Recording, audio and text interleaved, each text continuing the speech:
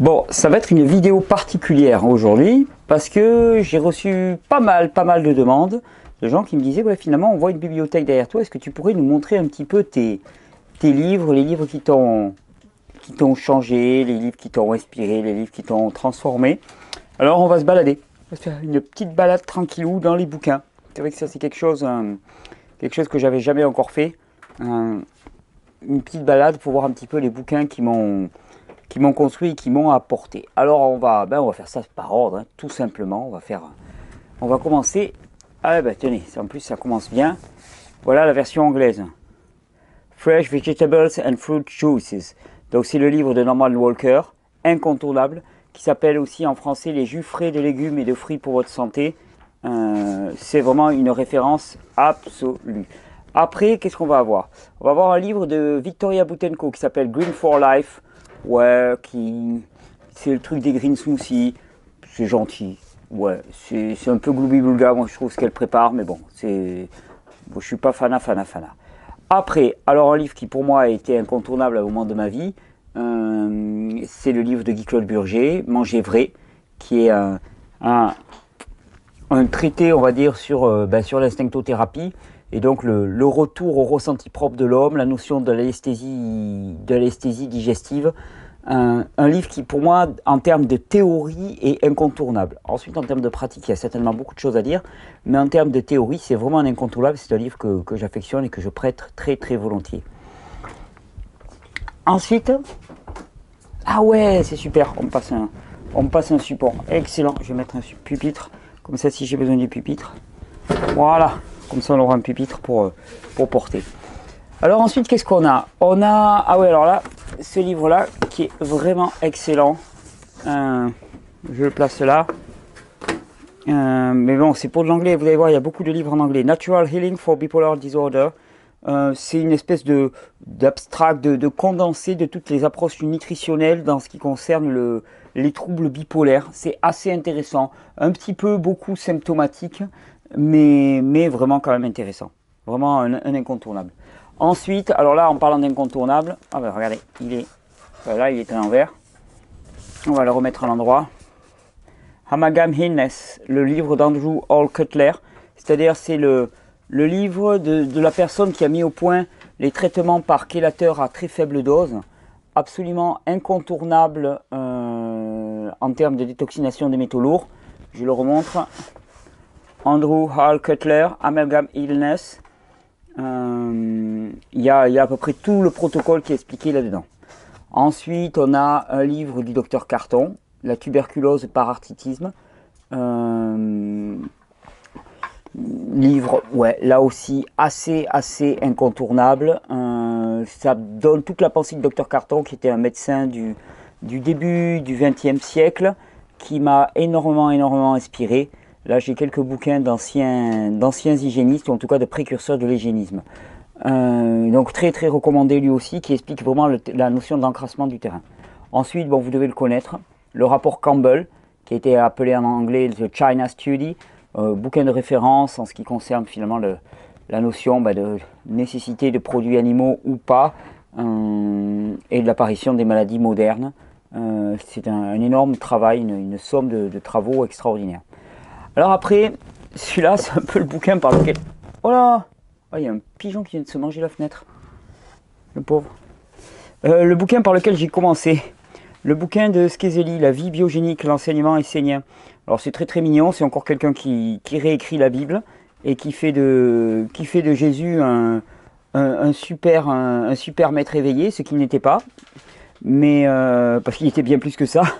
Mais il n'empêche... À l'époque, il n'y avait pas beaucoup de bouquins qui tournaient. J'avais celui-là, de livre, qui est inspirant, qui est joyeux, qui est inspirant. Il parle de biogénique et tout. Enfin voilà, on se sent partir pour la 4e dimension. Donc c'est chouette. Et attendez, hop, on va se faire ça rock'n'roll. Et puis j'avais celui-là. Survival in the 21st Century de Viktoras Kuslinskas. Livre incontournable des années 70-80. Une des références, on va dire, en termes de crudivorisme à la Anne Wigmore et ainsi de suite. Ensuite, j'ai 2 livres là de Jeannette Bouton sur le réapprendre à dormir, sur les techniques, vivre le sommeil, réapprendre à dormir, qui sont vraiment intéressants. Bon, qui n'ont pas été incontournables pour moi, mais qui sont intéressants. Après, alors là, 2 livres extraordinaires. Un livre de Pierre Marchessault, un ancien livre de Pierre Marchessault, Les cures d'eau du curé Kneipp, guérir les maladies, donc sur l'hydrothérapie. Et alors ce livre extraordinaire qui m'a été offert et dont je suis vraiment très fier, c'est ce livre, disons cette édition première de Louis Kuhn, L'unité de toutes les maladies. Manuel et conseiller des personnes bien portantes et des malades par Louis Kuhn. Là aussi c'est un incontournable. Bon là après, Coulis de B12, ouais c'est encore un truc. Encore une version de Norman Walker. Fresh Vegetables and Fruit Juice, je dois en avoir plusieurs. Oh là là, et à bout de bras ça va devenir laborieux. Après ça, bon livre sur les jus aussi, puis Jay Cordish c'est un petit peu un incontournable du paysage américain. Donc c'est pas mal de recettes de jus, pas mal de petits trucs, voilà, intéressant, vraiment intéressant. Là aussi un témoignage, My Path to Freedom, c'est un Norvégien je crois, ou un Suédois de mémoire, qui raconte comment il est passé au frugivorisme et au fruitarisme même, et comment il s'en est bien tiré. Là, un superbe livre sur l'aloe vera, très intéressant pour tous ceux qui s'intéressent à l'aloe vera. Du cancer, on peut guérir, du père Romano Zago, qui est assez connu. Après, qu'est-ce qu'on va avoir? On redescend. Alors, tous les travaux du docteur John Lee sur la préménopause, sur les... il y en avait un autre aussi que j'avais du docteur John Lee, voilà, ménopause, je vous montre les deux. What your doctor may not tell you about menopause. Je pense qu'ils existent en français, on m'avait dit qu'ils existaient en français, de John Lee, une référence en termes de traitement hormonal, d'hormones bioidentiques et ainsi de suite. Vraiment une super référence, incontournable, parmi les incontournables. Ensuite, voilà, je vais pas trop m'en sortir là. Qu'est-ce qu'on a à voir? Alors, un livre de Cutler encore, très bon mais très technique. Interprétation des tests capillaires, qui m'a beaucoup intéressé pour tout ce qui est repérage des métaux lourds, et qui montre comment finalement un test capillaire peut tout dire ou ne rien dire.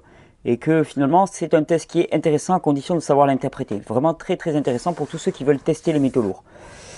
Ensuite, bon alors là, 2 livres, hein, là assez incontournables, pareil, en anglais.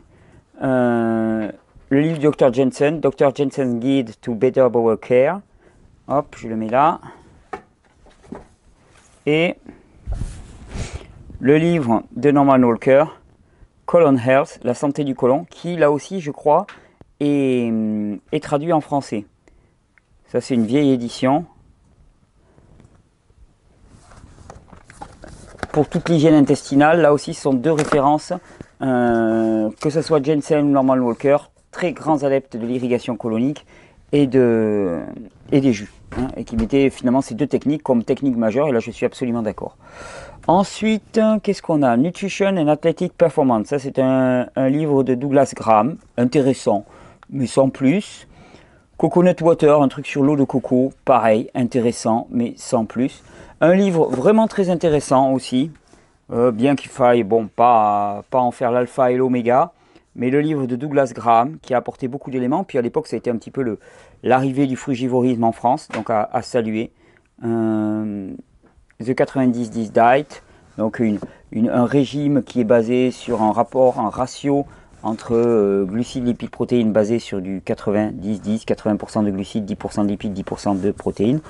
Après, un vieux bouquin, il y en a beaucoup qui doivent l'avoir chez eux, certains l'aiment cru, avec des recettes assez indigestes. Bon, le bouquin sur la ménopause, alors voilà, celui-là, il est excellent.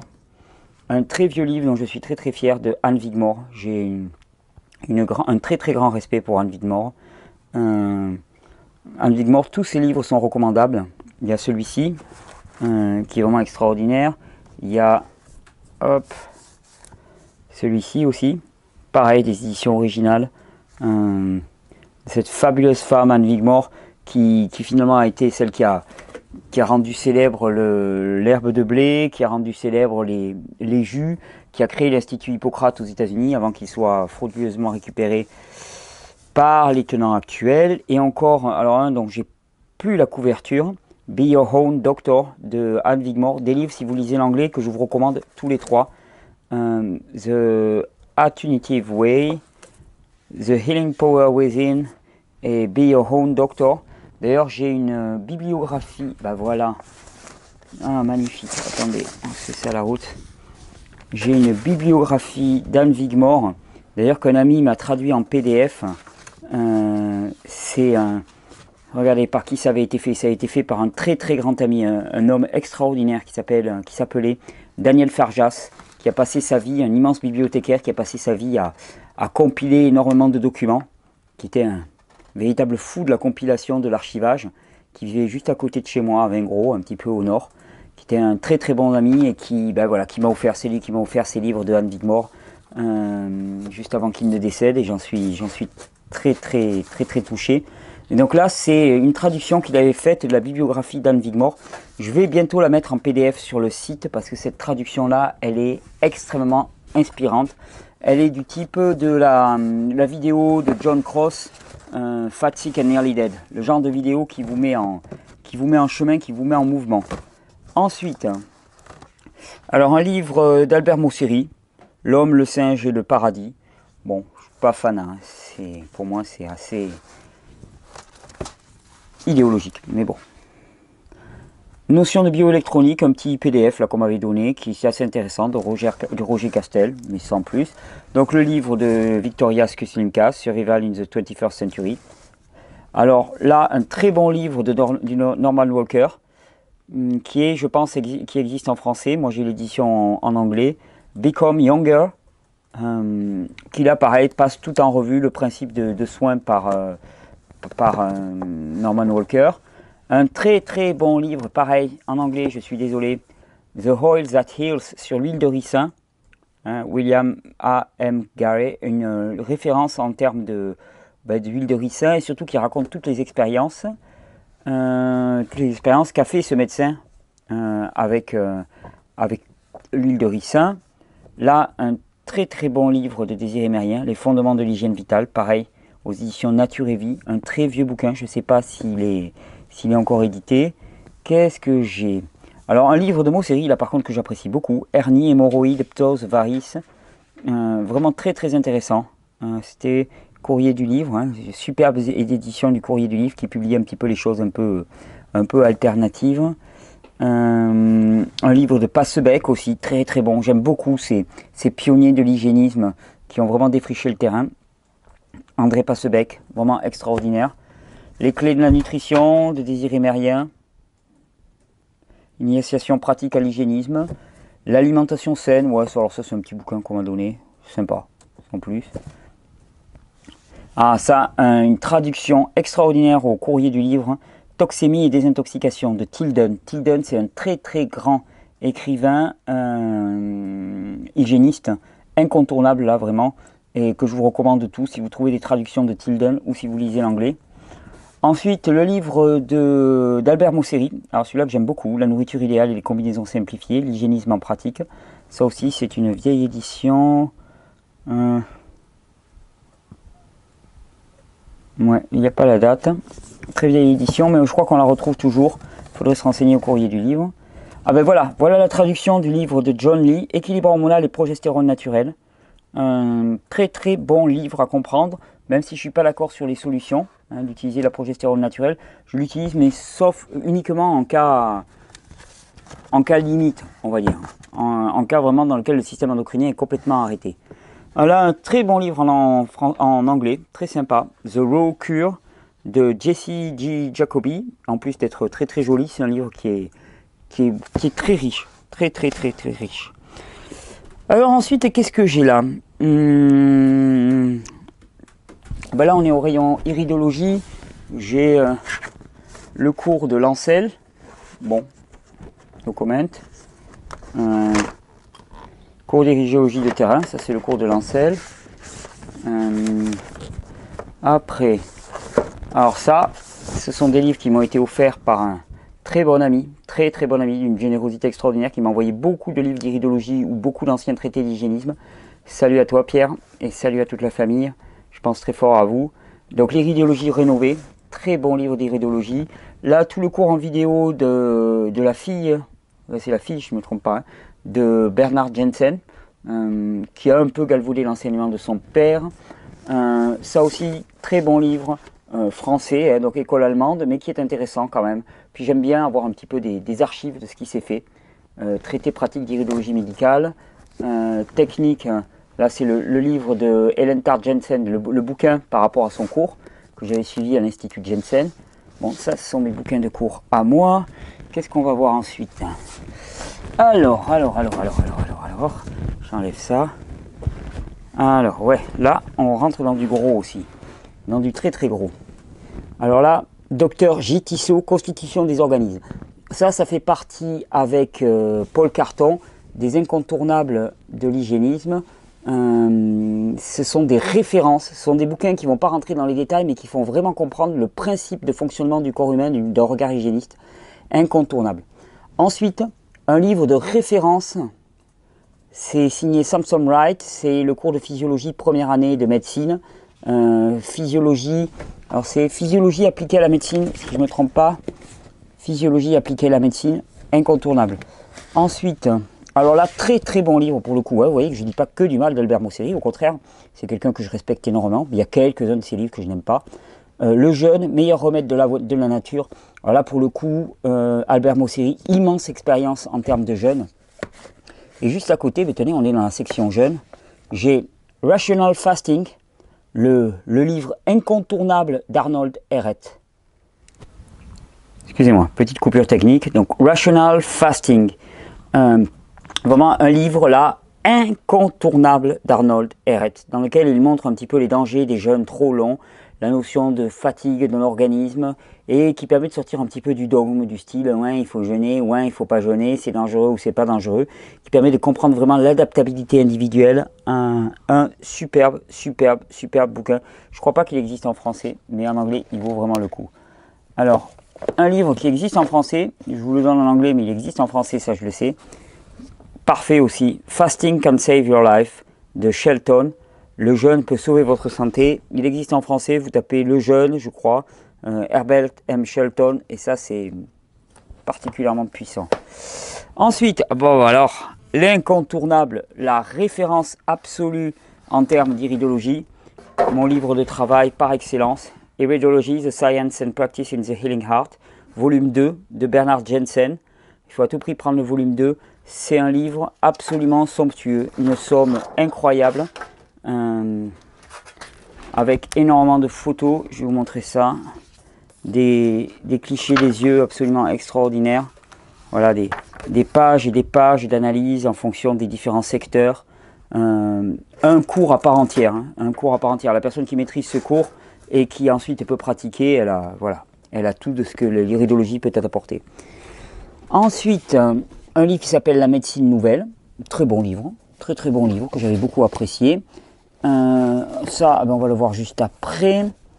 Là, le livre qui, je crois, n'est pas traduit en français, The Second Brain, le second cerveau, de Michael Gerson.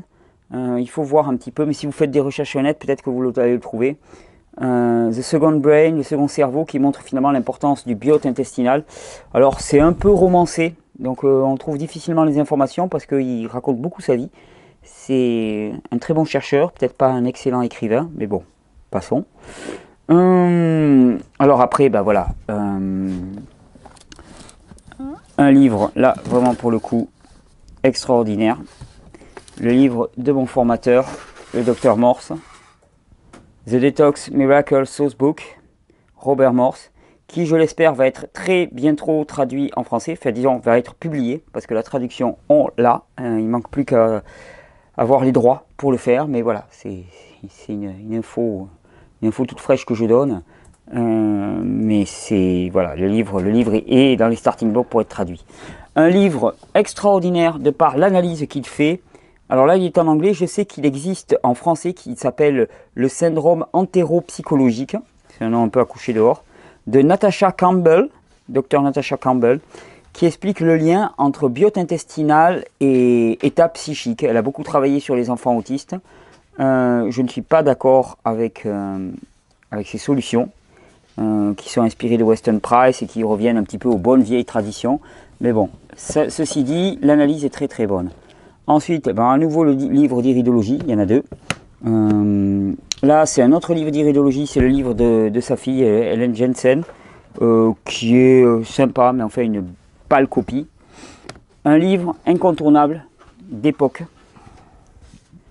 Le docteur Jean Gauthier, Freud a menti. Docteur Jean Gauthier, c'est un géant méconnu. Ses travaux ont été repris par Jean Duchazot maintenant. Un géant méconnu, Freud a menti. Attendez, je vous le remonte quand même. Dans lequel il montre que finalement toute la théorie psychanalytique se casse la gueule parce que les états psychologiques décrits et analysés par la théorie psychanalytique ne sont en effet que des états glandulaires, c'est-à-dire des états physiologiques, et qui remet le psychologique à sa place, c'est-à-dire dans du pur physiologique. Dr Jean Gauthier était quelqu'un qui travaillait énormément, c'est un endocrinologue, qui travaillait énormément sur le système endocrinien, qui rééquilibrait le système endocrinien d'une façon assez fabuleuse, et qui montre, voilà, Freud a menti.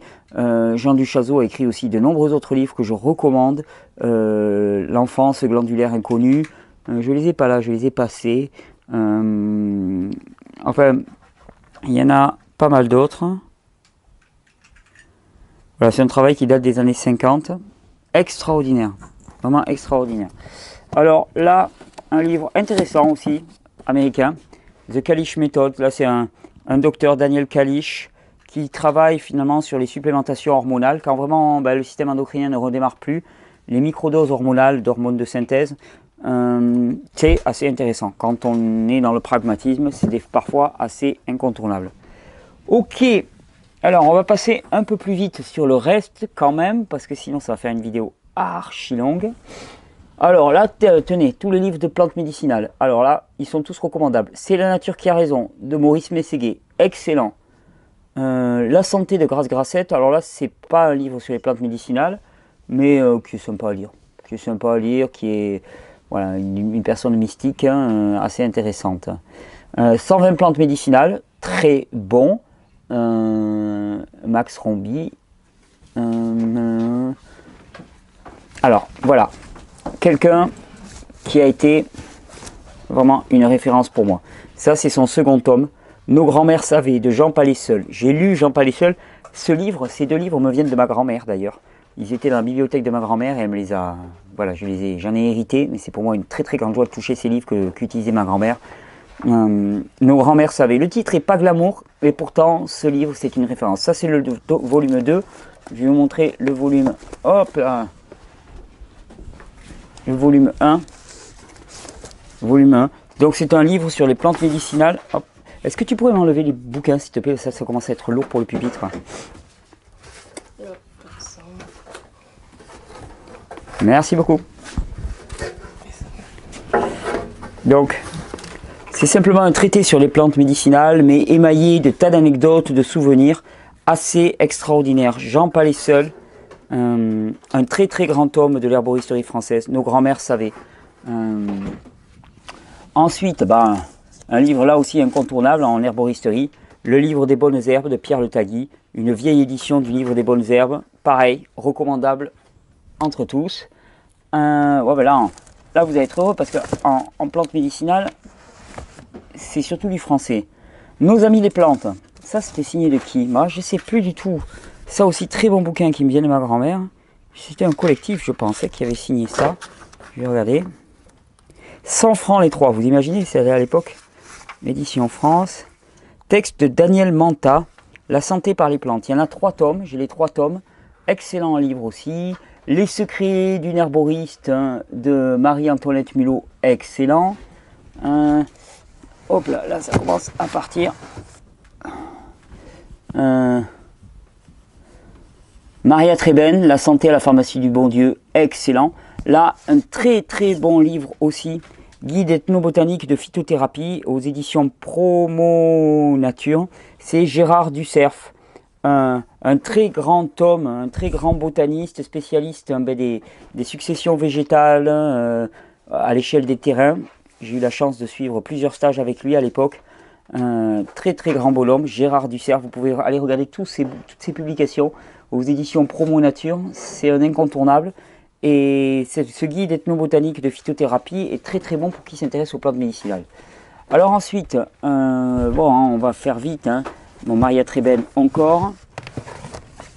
Le Larousse des plantes médicinales. Hop, je le place là. Larousse des plantes médicinales, très très bon livre de référence. Quand on me demande un livre de référence, très très bon livre de référence. C'est un Larousse, mais pourtant c'est excellent en termes de plantes médicinales. Tenez, encore un document, le guide de phytothérapie de Gérard Ducerf. C'est une version initiale, je pense, avec toutes les plantes. La cuisine sauvage de François Couplan et tous les livres de François Couplan, hyper recommandables, ça c'est clair. Ah oui, un très très bon livre là que m'a envoyé quelqu'un qui suit les vidéos, Medicinal Plants of Costa Rica, un vrai bonheur pour moi, spécifique hein, aux plantes médicinales. La santé à la pharmacie du bon Dieu, le revoilà. Oh là là, il y en a des bouquins, Allez, on passe rapidement. Un livre de Raymond Dextré. Raymond Dextré aussi très grand hygiéniste, je suis content qu'il soit cité. Le foie, sur le foie, la plupart des livres de Raymond Dextré sont excellents. Après ça c'est les publications, alors la cure anti-cancer de Gerson et Kelly, ça c'est Michel Donat qui avait fait ça. Maigrir sans carence, ça c'est Raymond Dextré. Colon Health, je vous l'ai déjà montré. Oh, très très bon livre que j'aime beaucoup, très inspirant. De Razi, un guide du médecin nomade. Un livre d'un mystique islamiste, Razi, qui est à la fois un traité poétique sur la médecine, très très bon, très bon, très inspirant. Ouais, enfin voilà, excellent, qui m'a été offert par une amie là encore. Régénération intestinale de Daniel Kiefer, très intéressant. Équilibre votre poids, désir émérien. Le corps a ses raisons, ouais. Là ensuite j'ai toute la série des livres de Pierre Marchessault. Voilà. Notion inédite de naturopathie, maladie des poumons, les glandes endocrines, réservoir de vie, le tube digestif, la constipation vaincue, musculation, misère et mystère de l'intestin grêle. Voilà, les livres, les publications de Marchessault sont excellentes. Je crois qu'elles sont toujours publié par l'Institut d'Argère. Ensuite, un livre sur la technique Amaroli de Christian Talchaler. Je ne suis pas fanat, mais bon, voilà, il a le mérite d'avoir été le précurseur en France. Donc, très bon livre sur l'homéopathie, chemin de vie, de médecin homéopathe. Un livre de référence sur l'ocytocine, alors là pareil pour les amateurs. Jonas Mockberg, l'ocytocine, c'est cette hormone finalement qui s'oppose à l'action du cortisol. Et une de mes amies qui a fait une thèse sur le stress, l'impact du stress finalement, a beaucoup utilisé ce livre et me l'a recommandé. C'est vrai qu'il est très bon. Bon, après c'est vraiment pour ceux qui ont une affinité particulière avec ce domaine. Excellent livre là aussi qu'on va vous faire, de Henri Biller. Les aliments sont vos meilleurs remèdes. Toujours pareil, c'est plus pour avoir une vision historique un petit peu de ce qu'il y a eu avant l'hygiénisme, avant Internet, avant tous ces canaux de diffusion. Ce sont des grands précurseurs qui prêchaient un petit peu dans le désert et qui pourtant voilà, ont soutenu mordicus, ce qui était pour eux la vérité. Très bon livre là aussi, La guérison de la bouche, du docteur Sandrine Valette.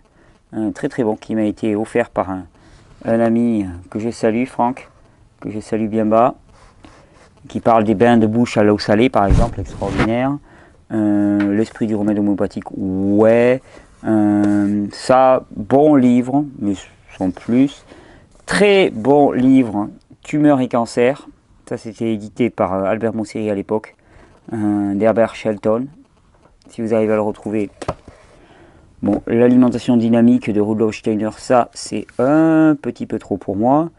Un précis de thérapeutique homéopathique. Ça vient pas de chez moi. Dictionnaire de l'homéopathie, je suis pas un homéopathe, hein, donc. Ça aussi. L'eau de mer, milieu organique, constance du milieu marin originel comme milieu vital des cellules à travers la série animale. C'est le travail majeur de René Quinton.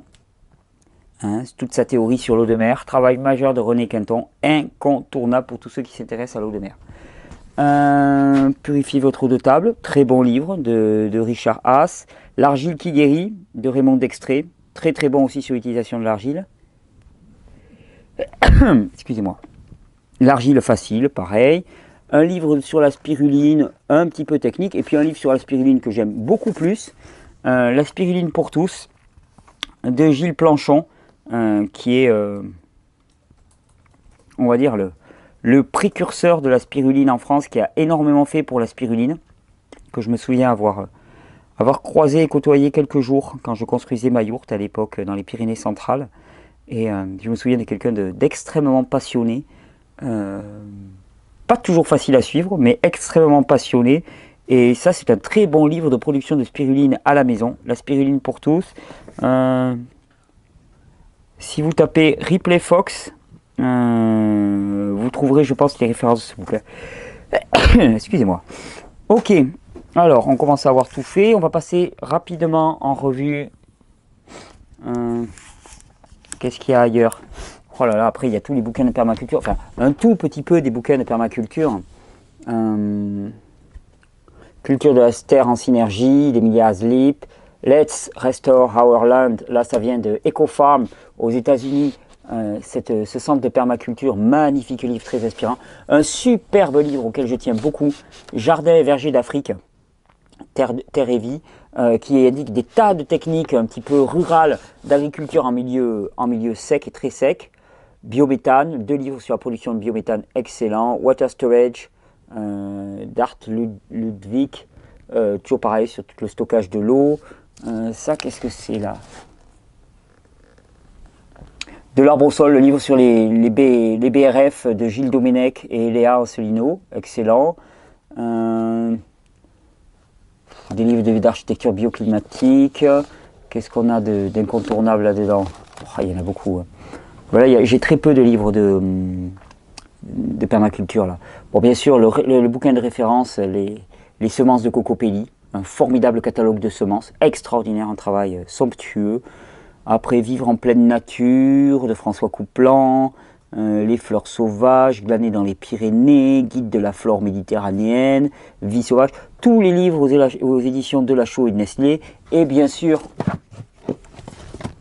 il est vieux celui-là, vous voyez, il a été utilisé passablement. Et ça, c'était mon bouquin de référence, ça l'est toujours, de François Couplan, aux éditions de Delachaux et Nestlé, Guide des plantes sauvages comestibles et toxiques. Parfait bouquin pour s'initier. Ensuite, 2 livres que j'aime beaucoup. D'accord, ça va bientôt s'arrêter. Le guide complet de la multiplication végétale. Très très bon. De Stephen Bradley. C'est l'un des meilleurs livres que j'ai trouvé en français sur la multiplication, le bouturage, le marcottage et ainsi de suite, qui donne vraiment toutes les techniques. Et alors là, un livre que j'aime particulièrement, qui vient de la ferme EcoFarm aux États-Unis. Farming that brings glory to God and hope to the hungry. Donc un rapport à la terre, une agriculture qui glorifie le Seigneur et apporte de l'espoir à ceux qui ont faim. C'est un livre écrit par des chrétiens qui pratiquent la permaculture et qui est un formidable livre dans lequel ils mettent en corrélation finalement les écrits de la Bible et notre rapport à l'agriculture. Extraordinaire livre. Là peut-être le livre auquel je tiens le plus. Je suis fasciné par l'architecture bioclimatique. Alors voilà une référence. Soleil, nature, architecture de David Wright. Ce livre, j'ai commencé à le lire, je devais avoir 4 ou 5 ans. En fait, mes parents se le sont procuré, il était dans la bibliothèque de mes parents, ils me l'ont fait cadeau. Et je ne sais pas pourquoi, il me fascinait. Avec ses dessins très simples, d'habitat, vous allez voir, il simplifie les habitats à l'extrême, il explique toute la bioclimatisme avec des dessins qui plaisent à des enfants, en tout cas moi qui me plaisait. J'ai tout appris de l'architecture bioclimatique, la construction passive et toutes les techniques un petit peu avec ce livre illustré de superbes dessins. On croirait les maisons des Barbapapa un petit peu. Et vraiment, voilà, pour moi c'est mon livre de référence en architecture bioclimatique. Typiquement années 70 avec le look qui va bien. Ensuite, allez, on termine rapidement. Un livre sur l'effet Kirlian, l'agriculture naturelle de Masanobu Fukuoka, donc très très bon livre, hein, vraiment, et les 2 livres, La révolution d'un seul brin de paille de Masanobu Fukuoka, qui n'a pas grand chose à voir avec la permaculture, contrairement à ce qu'on dit très très souvent, mais par contre qui est excellent et très inspirant. Le jardin biodynamique, ok, nouveau guide des champignons, ok. très très bon livre une très très belle flore, hein, de Marjorie Blamet, hein, pour ceux qui cherchent une flore assez exhaustive. La flore d'Europe occidentale, très gros livre. Forest Gardening de Robert Hart, un Anglais qui a créé une forêt comestible en Angleterre, très très très bon. Les secrets du vieux jardinier, c'est sympa. Les plantes aromatiques, c'est sympa. Une mare naturelle au jardin, c'est sympa. Qu'est-ce qu'on avait au-dessus? Maison écologique, cabanon à vivre. Bon, tout ça, c'est anecdotique. Celui-là, très très bon. Très très bon, très très bon. Petit manuel de l'habitat bioclimatique de François Tanguay. C'est un Québécois. Excellent. Vraiment excellentissime. Bon, le livre référence en termes de permaculture de David Holmgren, Permaculture Principles and Pathway Beyond Sustainability. La personne qui a travaillé avec Bill Mollison, on va dire que c'est la tête pensante. Bill Mollison, c'est plutôt, là j'ai une version française de Bill Mollison, Introduction à la permaculture, Permaculture 1, le fameux Permaculture 1. La fécondité du sol aussi, excellent. Puis là, beaucoup de bouquins de permaculture, énormément de cours de permaculture. Ça, qu'est-ce que c'est? L'apiculture écologique. Bill Mollison a énormément travaillé, mais le théoricien de l'ensemble, c'était ce fameux David Holmgren. Je vous le mets. David Holmgren, qui a été vraiment le théoricien. Bon, voilà. Et qu'est-ce qu'on a d'autre? Ah oui, oui. Je suis très content aussi d'avoir peut-être l'une des plus grandes références, et je me la joue peut-être un petit peu, hein, mais en matière d'instinctothérapie. Parce qu'à force de recevoir des documents des pionniers de l'instinctothérapie, j'ai toutes les publications qui ont été faites à l'époque. Et comme je vous l'ai dit, bien que je n'applique pas cette méthode stricto sensu, loin de là, ça a été une formidable inspiration pour moi. Et donc j'ai énormément de documents qui m'ont été offerts par les pionniers de l'instinctothérapie. Et j'en suis pas peu fier parce qu'il y a très peu de traces, hein, de cette expérience humaine qui a eu lieu dans les années 80-90, qui perdure encore, mais qui a plus la vitalité qu'elle avait à l'époque. Bon, que des bouquins, hein, que de la nourriture de Pointe-à-Pitre, tout ça. Impressionnant, hein, on se croirait dans un livre de Borges, une bibliothèque gigantesque qui nous dépasse. Alors ces livres, il faut bien comprendre que la vérité n'est pas dans les livres. Par contre, certains livres réalisent un véritable uppercut, nous frappent et nous transforment littéralement. Alors s'il y avait des livres qui m'avaient frappé et transformé littéralement, c'en est un qui n'y est pas, parce qu'il a malheureusement brûlé à une époque. C'est le livre de Paul Carton, de 1932, dont je ne me souviens pas du titre. Ça craint.